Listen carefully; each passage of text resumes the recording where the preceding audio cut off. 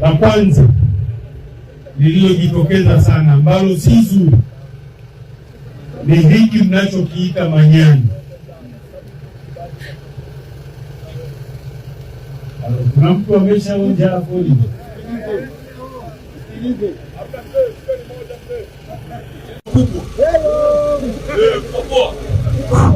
Mkopoa wachimbaji wakubwa.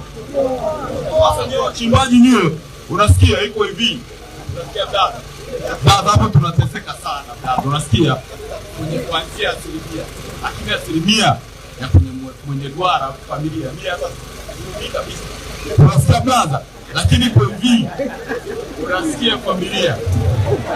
Sawa. Hata familia mimi niongee. Ngoja nimsikilize bwana.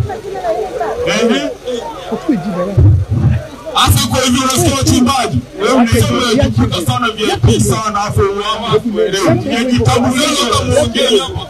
Mnabaki na hapa viongozi wengi. Kitambulisho kitambi sana hapa. Afu mnakuwa mnaongeongea sana. Kitambulisho wachimbaji nyewe. Mnapata asilimia ngapi kwani? Kitambulisho basi wewe nani? Jina langu ni Tabelo Mangera mzee. Mangera. Paul Mangera.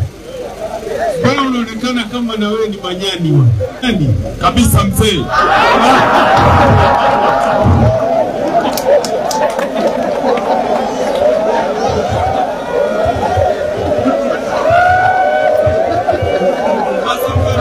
Aya, nipeni maiki yangu bwana. Kumbe naongea na nyani.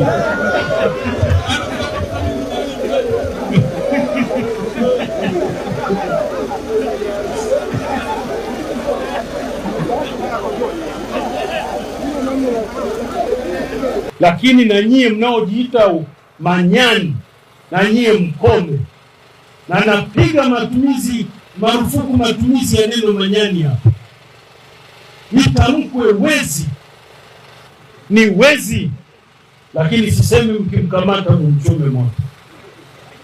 Mkimkamata mumkabidhi kwa viongozi na vyombo vya ulinzi na usalama vipo, wachukuliwe hatua za kisheria.